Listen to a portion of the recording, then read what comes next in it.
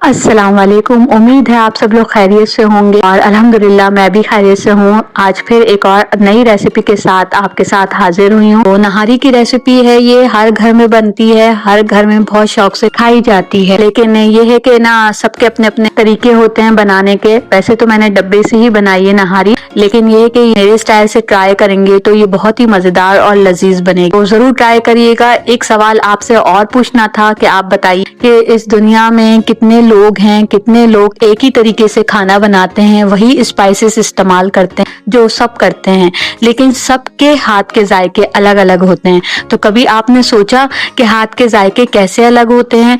तो यही मैं आपको बताने की कोशिश कर रही थी कि हाथ का जायका इस तरह अलग होता है कि सब लोग जो जो चीजें इस्तेमाल करते हैं, जो स्पाइसेस इस्तेमाल करते हैं, जैसे अदरक लहसुन का पेस्ट है, जैसे जो है सारे मसाले हैं, दही डालना है या चिकन डालना है, तो वो उसके अंदर जो टाइम की मैनेजमेंट होती है आप कि पहले कैसे डालना है, पहले क्या डालेंगे, उसके बाद क्या करें, तो हर मिनट पे जायका चेंज होता है। तो जो सबके तरीके होते हैं डालने के, तो उससे जायके के अंदर फर्क पड़ता है। तो ये है कि यही एक रीजन है, बाकी इसके अलावा मुझे नहीं समझ में आता कोई रीजन हो कि जायके कैसे डिफरेंट होते हैं। तो मैं जिस तरीके से बना रही हूँ, तो मेरे जायकों को फॉलो करने के लिए आपको मेरा चैनल सब्सक्राइब करना होगा और बेल आइकॉन जरूर ऑन करिए, आने वाली क्विक रेसिपीज आपको मिलती रहे। तो आइए चलते हैं रेसिपी की जान। तो सबसे पहले जो है मैंने चिकन धो ली थी। चिकन का अच्छी तरह धोना बहुत ही अच्छा होता है, क्योंकि उसके अंदर से सारी जो है खून की जो स्मेल होती है वो निकल जाती है। तो थोड़ी देर उसको पानी में भिगो दें ताकि वो और साफ तरीके से धुल सके। इसके बाद मैंने सबसे पहले प्याज को थोड़ा सा ब्राउन किया था, और प्याज ब्राउन करने के बाद फिर मैंने इसके अंदर चिकन डाल दी थी, और अदरक लहसुन का पेस्ट और मसाला जो नहारी का है वो मैंने एक साथ मिक्सचर बना लिया। तो वो मिक्सचर बना के अब चिकन के साथ उसको भी ऐड कर देंगे और चिकन को अच्छी तरह से भूनें जब तक कि वो उसकी स्मेल खत्म ना हो जाए नहारी मसाले के अंदर। तो अदरक लहसुन का पेस्ट जब ब्राउन हो गई प्याज, तो चिकन और इसके साथ ऐड करके उसको अच्छी तरह मैं भून रही थी। और मैं थोड़ी सी दही का इस्तेमाल भी करती हूँ, इसके अंदर 2 चम्मच के करीब आप दही डाल लें तो उससे भी जायका इनहेंस हो जाता है, बहुत मजेदार जायका नहारी का हो जाता है। आखिर में आप इसकी शक्ल देखिएगा ये कितनी मजेदार बनी। तो आप प्लीज मेरे स्टेप्स फॉलो करें, मुझे उम्मीद है कि आपको मेरे हाथ की नहारी बहुत पसंद आएगी। तो ये है कि मैं इसको भून रही थी अच्छी तरीके से, जितना इसको भूनेंगे उतना ही मजेदार जायका निकलेगा इसका। तो जब तक तेल ऊपर नहीं आ जाता इसको अच्छी तरह भूने। और इसके अलावा बताइए आपके यहाँ सर्दी आना शुरू हो गई है, क्योंकि अब थोड़ी थोड़ी सर्दी हमें भी फिर इस वक्त रात के वक्त फील होती है।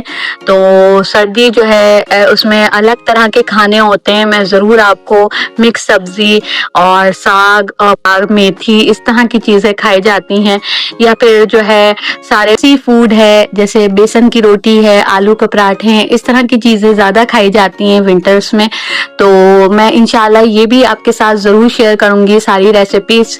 बस आप मेरे चैनल को फॉलो करें, और अगर मेरी रेसिपी कोई पसंद आए तो उसको प्लीज जरूर लाइक कर दिया करें और अपने अपने जो है कॉन्टेक्ट्स में शेयर कर दिया करें ताकि दूसरे का भी फायदा हो सके।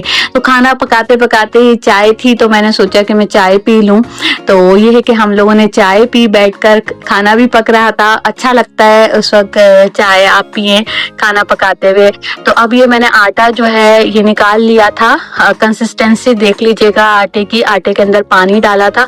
अच्छा, मेरा आटा जो है उसके अंदर सफेद और चक्की दोनों मिक्स हुआ, उससे भी बहुत अच्छा जायका आता है अगर दोनों मिक्स हो, वरना आप चक्की या सफेद आटा कोई भी इस्तेमाल कर सकते हैं। तो मैंने जो है इसको अच्छी तरह मिक्स कर लिया था और एक मिक्सचर बना दिया था। अब मैं एक छोटी सी प्याज जो है वो भी काट रही हूँ ताकि मैं इसके ऊपर से इसको जो है भगाड़ दे सकूं नहारी। तो अभी आप देखिएगा अच्छी तरह चिकन गल गई थी, मैंने इसके अंदर पानी डालकर इसको थोड़ी देर के लिए रख दिया था। तो आप आधा 1 घंटा इसको धीमी आंच पे रखेंगे तो इसका मजीद जायका अच्छा हो जाता है, क्योंकि चिकन समझ लें गल जाती है तो उसकी यखनी इसके अंदर शामिल हो जाती है, तो टेस्ट और दुबाला हो जाता है। तो अब मैंने इसके अंदर प्याज का भगाड़ देना था और आटा जो है मैंने डालना था कि आटे का जो मिक्सचर बनाया था वो इसके अंदर ऐड करेंगे, और प्याज जो है उसको भगा देने के लिए मैंने वो भी साइड पे स्टार्ट कर दिया था चूल्हा देने के लिए। और अब इसके अंदर जो है मैंने आटा डालना है, इसको देखकर कंसिस्टेंसी कितनी रखनी है उस हिसाब से आप इसके अंदर आटा डालिएगा। तो अब आटा मिक्स करके इसके अंदर डालेंगे और ये थोड़ी देर में ही गाढ़ा हो जाएगा। जैसे जैसे पकेगा ये गाढ़ा होता चला जाएगा। तो अब मैंने इसके अंदर थोड़ा पकाना होगा आटा डाल के। आप चूल्हा बिल्कुल नहीं बंद करिएगा, आटा डाल के भी पकाते हैं ताकि आटे का कच्चापन जो है वो ख़त्म हो जाए।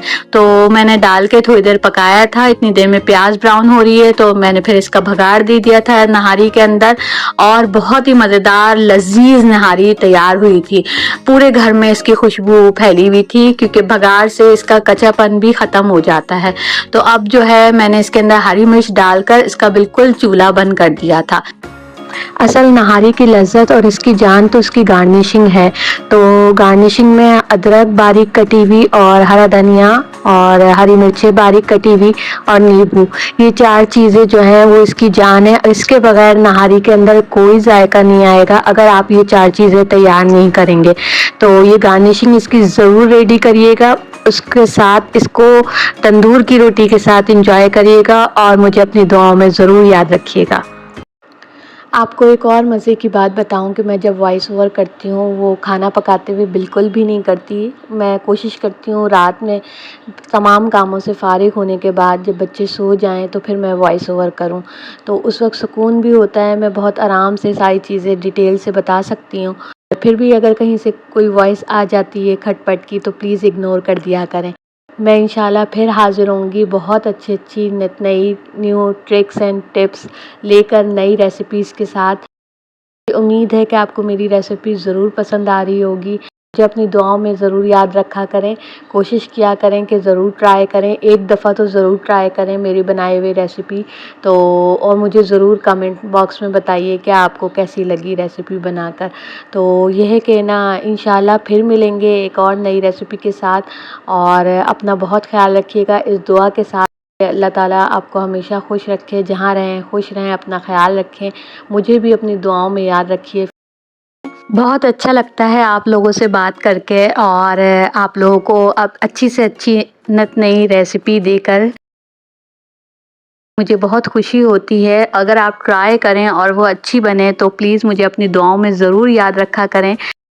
मैं भी आप सबके लिए बहुत दुआगो हूँ। अल्लाह ताला आप लोगों को अपने हिफ्ज़-ओ-मान में रखे, जहाँ रहें आप लोग खुश रहें।